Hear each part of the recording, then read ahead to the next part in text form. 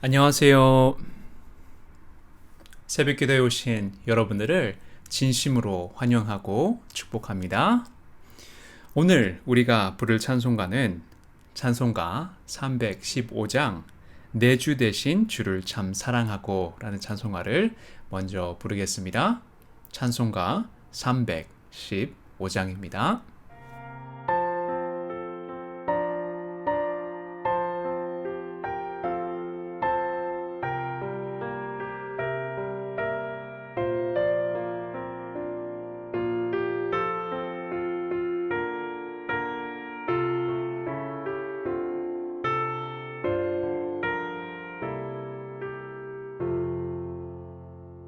내 주 대신 주를 참 사랑하고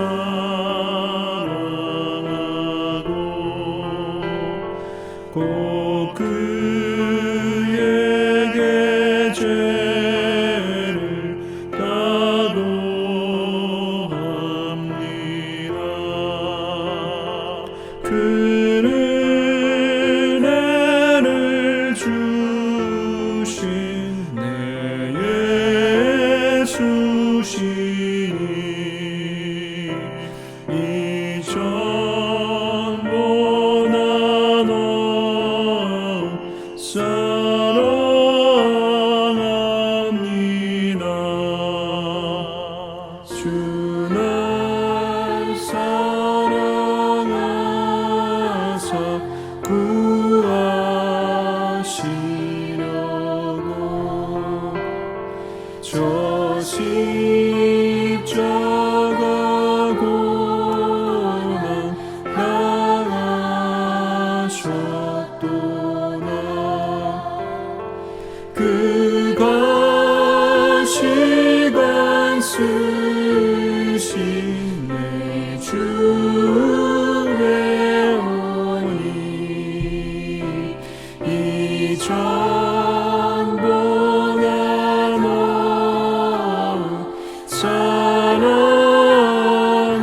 사랑합니다.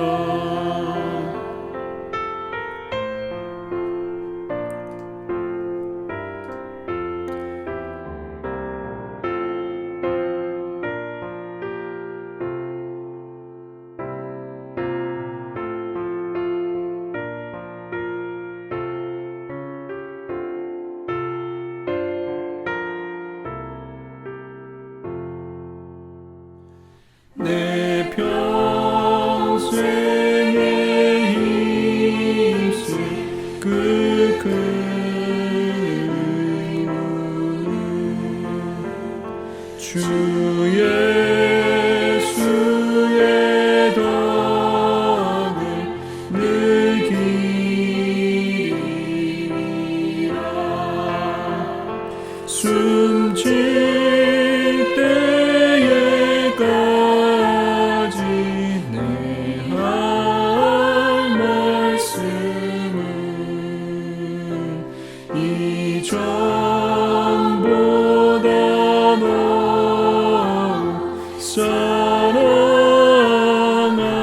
사랑합니다.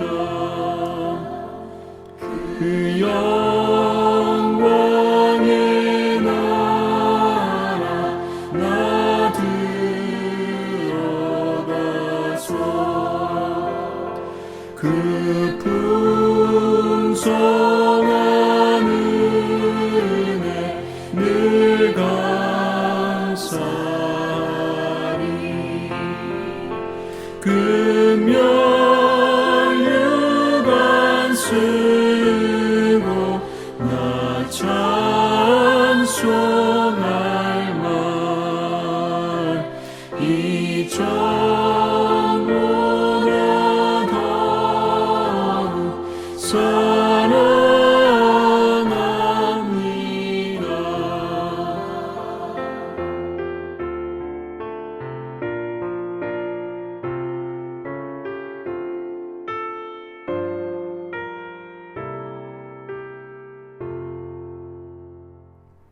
기도하겠습니다.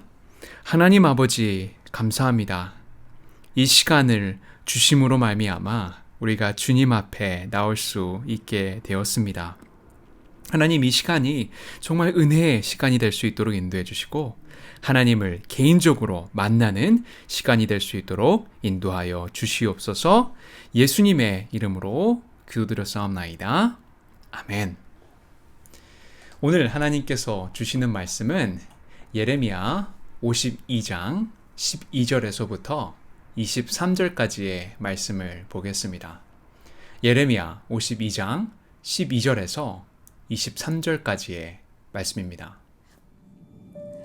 바벨론의 느부갓네살 왕의 19째 해 5째 달 10째 날에 바벨론 왕의 어전 사령관 느부사라단이 예루살렘에 이르러 여호와의 성전과 왕궁을 불사르고 예루살렘의 모든 집과 고관들의 집까지 불살랐으며 사령관을 따르는 갈대아 사람의 모든 군대가 예루살렘 사면 성벽을 헐었더라. 사령관 느부사라단이 백성 중 가난한 자와 성중에 남아있는 백성과 바벨론 왕에게 항복한 자와 무리의 남은 자를 사로잡아 갔고 가난한 백성은 남겨두어 포도원을 관리하는 자와 농부가 되게 하였더라. 갈대아 사람은 또 여호와의 성전의 두 놋 기둥과 받침들과 여호와의 성전의 놋대야를 깨뜨려 그 놋을 바벨론으로 가져갔고 가마들과 부삽들과 부집개들과 주발들과 숟가락들과 성길 때에 쓰는 모든 놋그릇을 다 가져갔고 사령관은 잔들과 화로들과 주발들과 솥들과 촛대들과 숟가락들과 바리들 곧 금으로 만든 물건에 금과 은으로 만든 물건에 은을 가져갔더라. 솔로몬 왕이 여호와의 성전을 위하여 만든 두 기둥과 한 바다와 그 받침 아래에 있는 12놋소 곧 이 모든 기구의 놋목에는 헤아릴 수 없었더라. 그 기둥은 한 기둥의 높이가 18규빗이요 그 둘레는 12규빗이며 그 속이 비었고 그 두께는 4손가락 두께이며 기둥 위에 놋머리가 있어 그 높이가 5규빗이요 머리 사면으로 돌아가며 꾸민 망사와 석류가 다 놋이며 또 다른 기둥에도 이런 모든 것과 석류가 있었더라. 그 사면에 있는 석류는 96개요 그 기둥에 둘린 그물 위에 있는 석류는 도합이 100개이었더라. 오늘도 예루살렘의 멸망에 관한 역사의 부록이 이 마지막 장 52장에서 계속 이어지고 있습니다. 12절의 말씀을 보니까 바벨론의 느부갓네살 왕의 19째 해 5째 달 10째 날에 라고 기록하고 있는데 이 해는 예루살렘이 아주 망하고 시드기야 왕과 유대 백성들은 제3차 포로로 잡혀간 해였습니다. 느부갓네살 왕이 보낸 바벨론 군대들에 의해 예루살렘은 재건 불가능의 상태로 철저히 파괴당합니다. 그냥 파괴한 것이 아니라 예루살렘을 조직적으로 파괴합니다. 첫 번째로 이 바벨론 군대들은 성전, 왕궁, 그리고 모든 가옥들에 불을 질러 버립니다. 성전과 왕궁은 솔로몬이 건축한 것으로서 이스라엘의 영광과 힘을 상징하고 있었습니다. 하지만 이런 모든 건축물들을 불태워 없애버립니다. 또 14절의 말씀을 보니까 바벨론 군사들은 건물을 불사르는 동시에 예루살렘의 성곽을 헐었다고 합니다. 예루살렘 성곽을 완전히 헐므로 예루살렘 성을 완전히 무방비 상태로 만들어 버립니다. 이것은 유대 왕국의 해체와 종말을 의미하는 것이었습니다. 그리고 마지막 세 번째는 16절에 보니까 가난한 백성은 남겨두어 라고 하는데 이 가난한 백성들을 강제로 노동시켜서 포도원을 가꾸게 했다고 합니다. 그 외 모든 자들은 바벨론으로 함께 잡아갔습니다. 왕과 백성들이 다 함께 바벨론의 노예가 된 것입니다. 이런 안타까운 이야기가 계속되다가 17절에서부터 23절의 말씀을 보니까 성전에 관한 이야기가 등장합니다.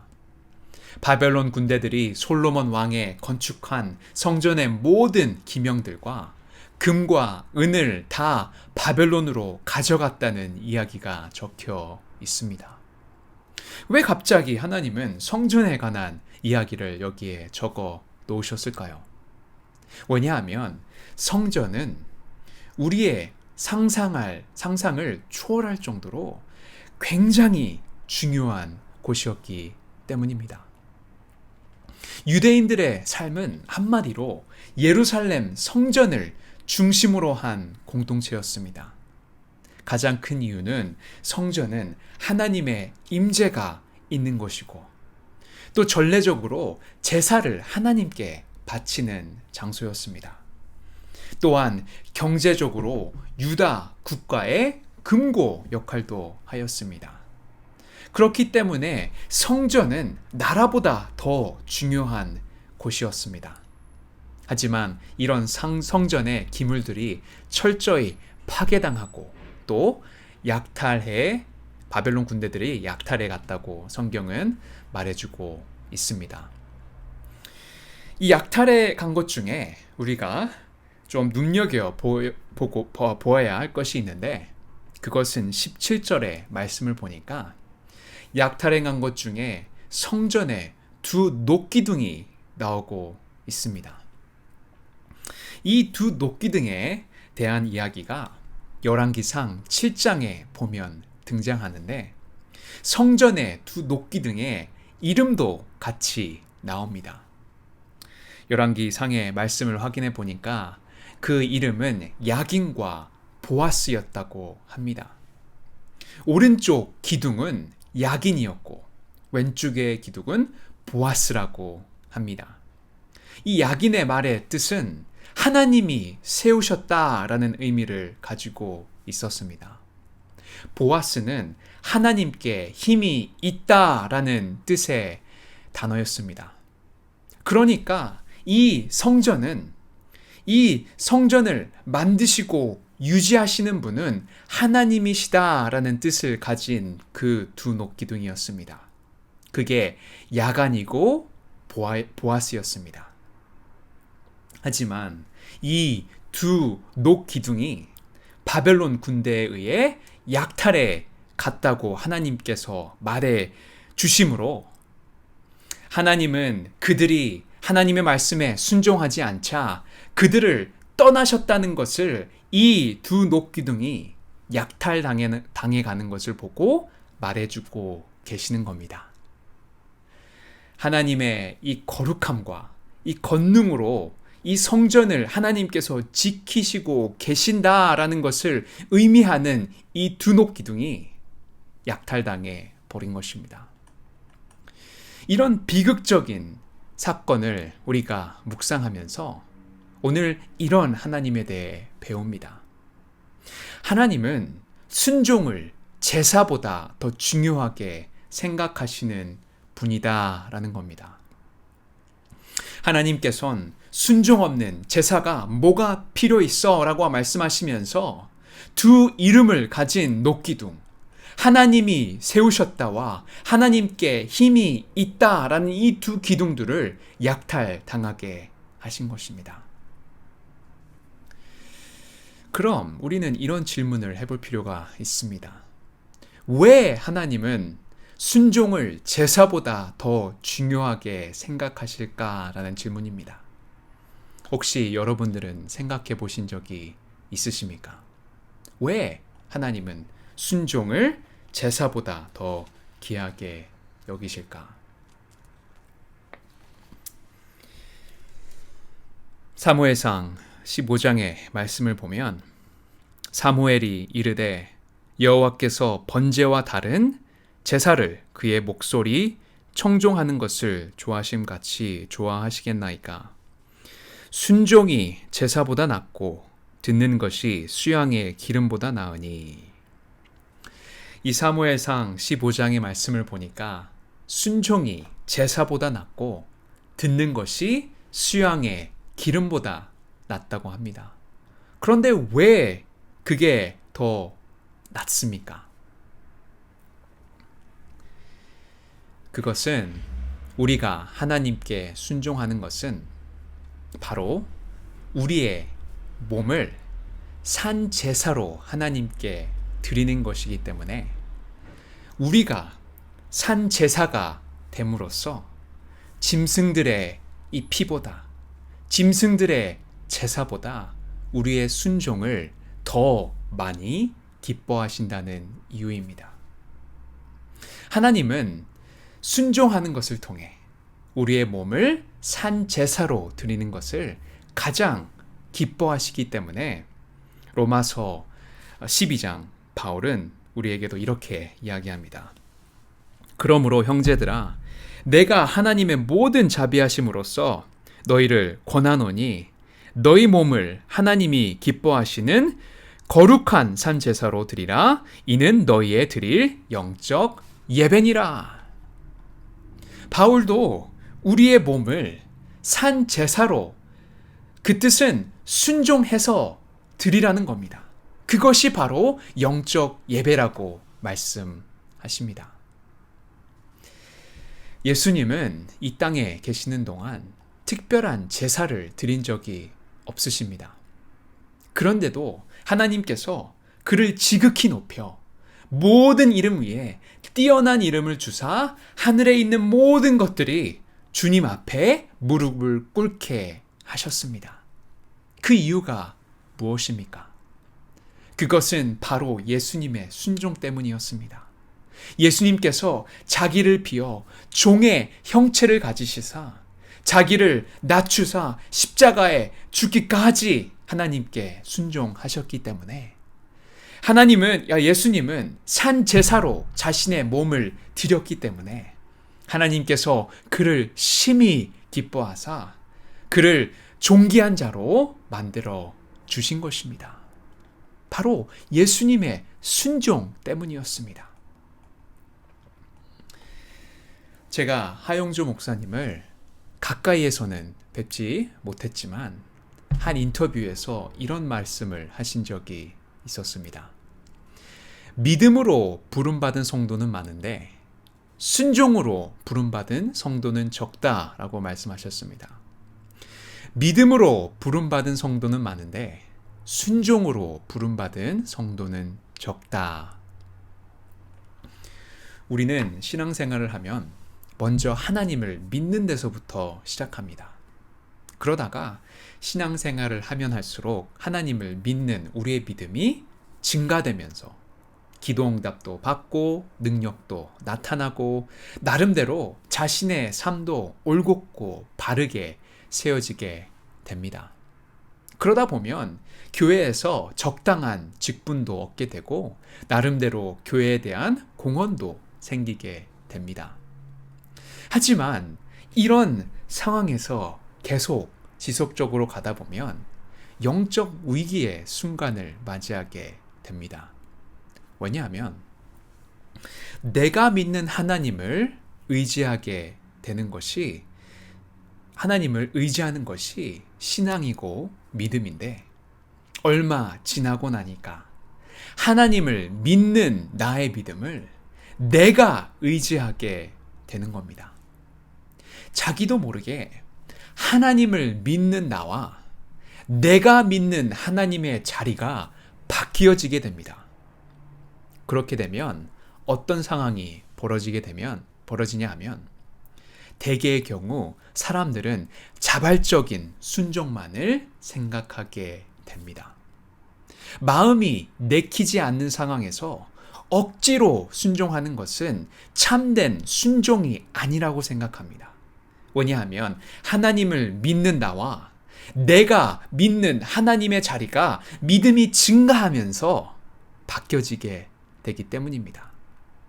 그래서 저는 이런 분들을 교회에서 너무 많이 봤습니다. 그 핵심을 들여다보면 짧게 말씀을 드리면 바로 이 이유 때문입니다.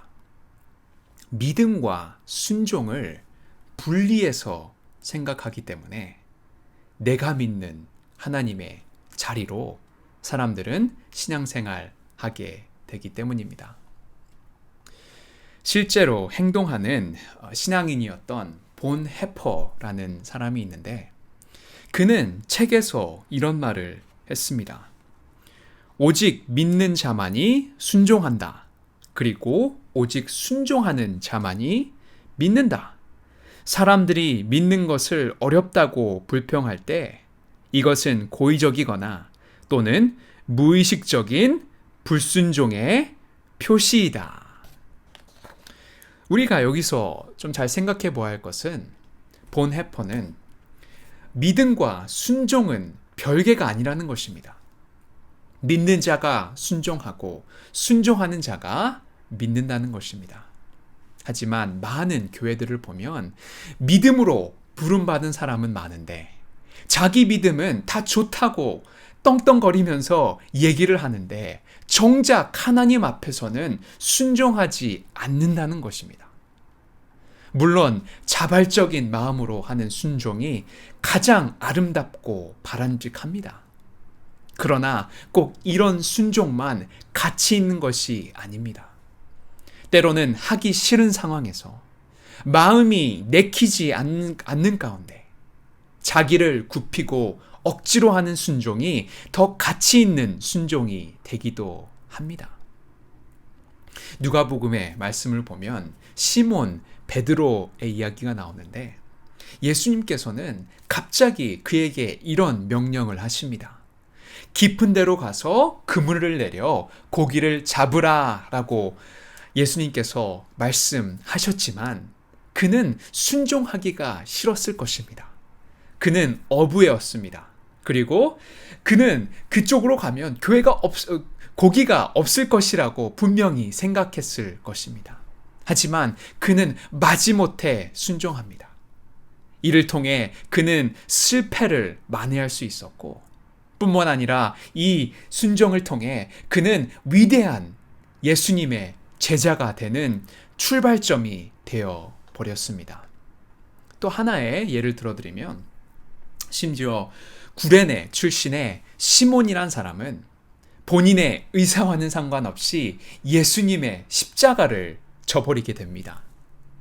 이 구레네 이 사람은 이 6월절이 되어 이스라엘의 남쪽 수도 예루살렘으로 올라가게 됩니다.